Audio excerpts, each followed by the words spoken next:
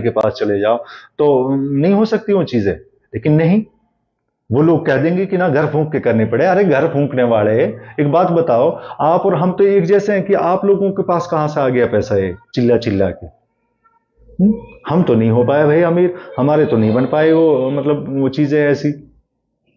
तो देखिए, जब हम आएंगे, अभी हम सोशल मीडिया से थोड़ा कम बच के, क्योंकि हम फोटो अपलोड उस तरीके से नहीं कर रहे हैं, क्योंकि इलेक्शन में टाइम है और मेहनत हमारी जारी है, उसको हम गा बजा नहीं रहे हैं कि भाई आज यहाँ किया और वहाँ किया। और जिस तरीके से मेरे साथ ये पूरे इंडिया से मुझसे कहा कि रफीक साहब हम आपके इलेक्शन में रहेंगे, JNU DU जामिया, ये तो मैं पढ़े लिखे की बात कर रहा हूँ, और आप जितने पढ़े लिखे हैं, मुझसे किसी ने, सबके मेरे पास पर्सनल नंबर हैं, सब मुझसे जुड़े हुए हैं, मुझे एक वाहिद शख्स ऐसा नहीं मिला जो मुझे कोई ट्रोल करे।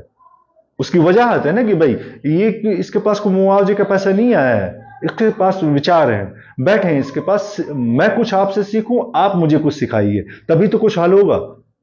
ऐसे नहीं कि भाई सर बै रफीक काड़ो सो पतड़ो सो या सुरेल देनी ना। अरे भाई ये चीज अलग रखो। वो जैसे कहवा ना कि जब इमाम हटानो रहे ना मस्जिद सु, बस नू कहवा भाई मौल साहब तो मैच भी देखे, यार अजीब इंसान है, मौल साहब तो मोबाइल चौड़ो वाड़ो फोन भी रखे।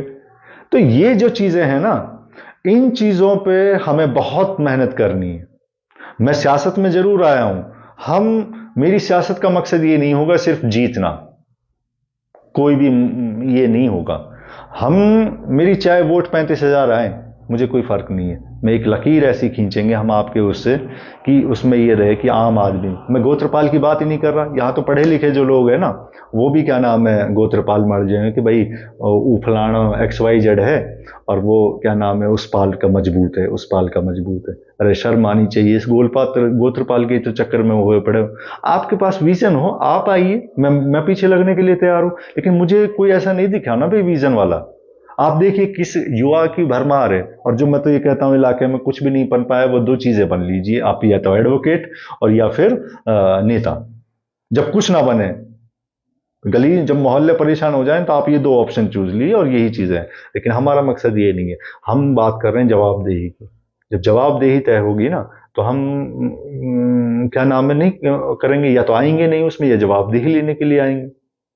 मेरा मकसद कोई, और कोई भी आप लोगों का भी, आपका भी विजन हो सकता है, और मैं ऐसे विचारों का हमेशा स्वागत करूंगा। जो इस तरीके की सोच रख रहा है, वो उस सोच में ना उलझे कि भाई पैसा कहां से आएगा, ये कहां से आएगा। पैसा नहीं लगता, आप पैसे में 10,000 दो के वोट खरीदो, पर आप में हम में क्या फर्क रहेगा उनमें और इन। हम तो एक बदलाव की सोच रहे हैं ना, और बदलाव के लिए ये पहली प्राथमिकता नहीं है वो 10वें नंबर की सीढ़ी। हमारी पहली तो ये है चीजें कि लोगों के जनमानस में हम फिट बैठे, उन विचारों को लेके जाएं। जो ये क्रांति है ना, मैं बार बार कहता हूं, ये आवाज है उन रिसोर्सेज पे जो क्लेम करे बैठे हैं, उनके विरुद्ध है। ये आवाज है अपने अधिकारों के लिए, हुकूकों के लिए। तो हुकूक हमारे क्या नहीं है भाई। देखिए यहां मतलब कौन सी ऐसी समस्या है क्या जिसमें हम पीड़ित ना हो। हर चीज आप देख लीजिए, कोई भी सेक्टर देख लीजिए आप, क्या नाम है, आप कभी कभी फ्री हो के ना कभी हॉस्पिटल जाया करो, आप दिख जाएंगे किस तरीके का बर्ताव होता है। आप कभी एडमिनिस्ट्रेशन सेक्रेटेरिएट जाया करो, वहां देखिए, कॉलेज जाया करो, टीचर्स को देखो पढ़ाने का, आपको पूरा इल्म हो जाएगा। आप शादियों में मत जाइए ना, शादियों में जाओ तो फोटो मत डालो।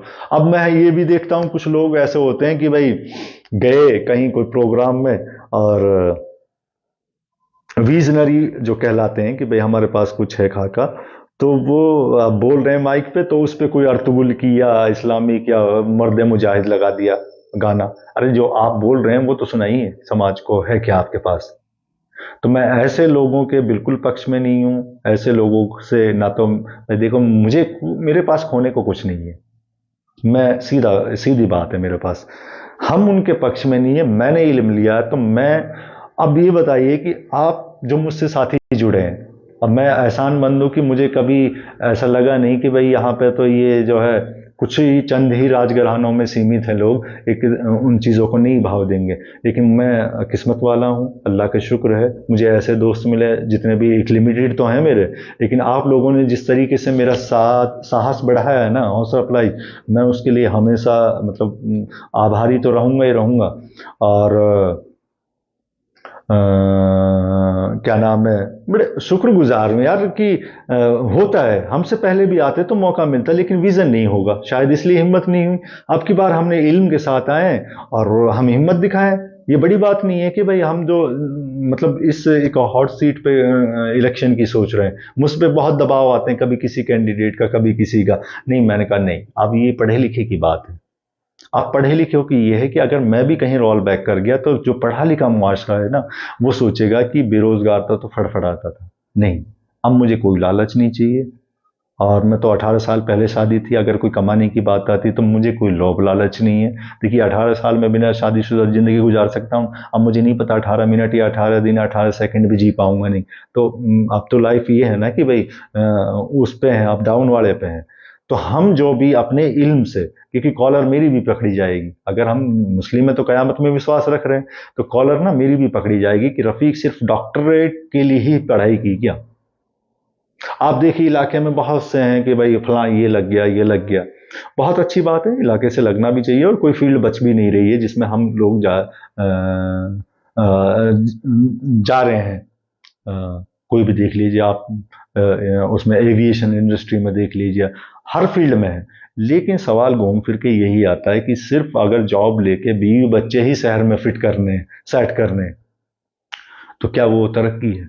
हम जिस इलाके से आ रहे हैं ना, बड़े शर्म की बात है, बड़े शर्म की बात है कि मैं ये कहूं कि मैं उस इलाके से हूं, पीएचडी हूं मैं।